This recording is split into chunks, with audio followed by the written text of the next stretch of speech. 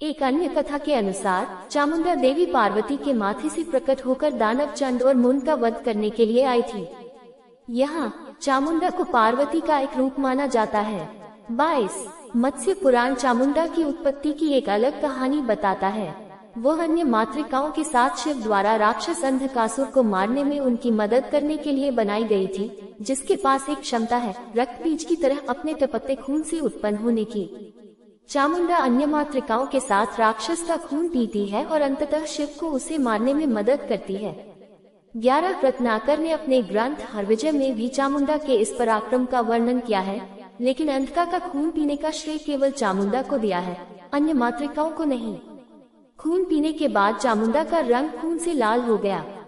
23 ग्रंथ आगे कहता है कि चामुंडा विनाश का नृत्य करती है। एक संगीत वाद्य यंत्र बजाती है जिसका शाख मेरु पर्वत है, तार ब्रह्मांडीय सांप शेष है। चामुंडा सप्तमातृकाओं या 7 माताओं में से एक है। मातृकाएं डरावनी मातृ देवी, बच्चों का अपहरण करने वाली और खाने वाली है, अर्थात वे बचपन की महामारी, बुखार, भूखमरी और बीमारी का प्रतीक थी। उन बुराइयों से बचने के लिए उनकी पूजा की जाती थी, जो वयस्क होने से पहले ही बहुत से बच्चों को ले जाती थी। 17 चामुंडा को महाभारत अध्याय 1 पर देवी पुराण और विष्णु धर्मोत्तर पुराण जैसे हिंदू ग्रंथों में सप्तमातृका 7 मातृकाओं या माताओं की सूची में शामिल किया गया है। उन्हें अक्सर मूर्तियों में सप्तमातृका समूह में दर्शाया गया है, जिसके उदाहरण एलोरा और एलिफेंटा की गुफाएं हैं। हालांकि उन्हें हमेशा समूह में अंतिम सबसे दाएं चित्रित किया जाता है। उन्हें कभी कभी समूह की नेता के रूप में संदर्भित किया जाता है। 24 जबकि अन्य मातृकाओं को पुरुष देवताओं की शक्तियां माना जाता है और वे दिखने में उनसे मिलती जुलती हैं। चामुंडा एकमात्र मातृका है जो पुरुष देवता की बजाय महान देवी की शक्ति है। वो एकमात्र मातृका भी है जो अपनी स्वतंत्र पूजा का आनंद लेती है।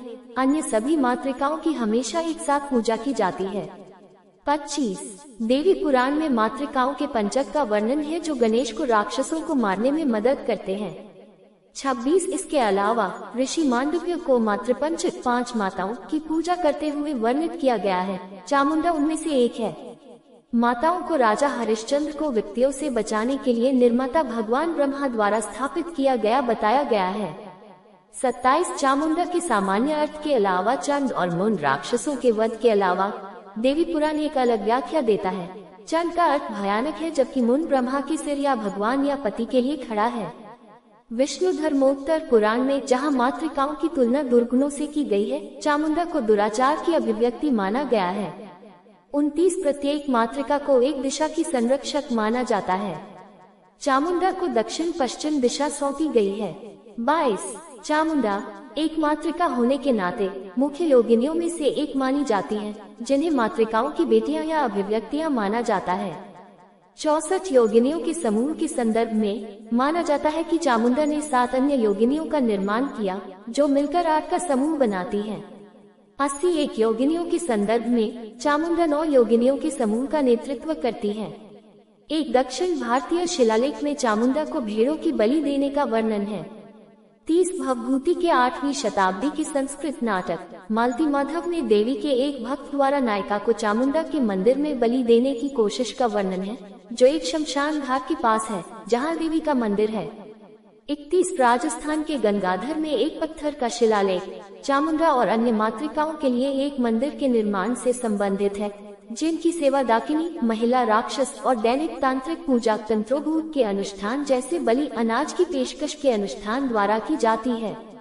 हिमाचल प्रदेश के कांगड़ा जिले में पालमपुर से लगभग 10 किलोमीटर 6.2 मील पश्चिम में प्रसिद्ध चामुंडा देवी मंदिर है, जिसमें देवी महात्म्य, रामायण और महाभारत के दृश्य दर्शाए गए हैं। देवी की छवि हनुमान और भैरव की छवियों से घिरी हुई है। एक अन्य मंदिर चामुंडा नंदीकेश्वर धाम, जो कांगड़ा में भी पाया जाता है, शिव और चामुंडा को समर्पित है। एक किंवदंती के अनुसार चामुंडा को राक्षस जलंधर और शिव के बीच युद्ध में मुख्य देवता रुद्र चामुंडा के रूप में स्थापित किया गया था।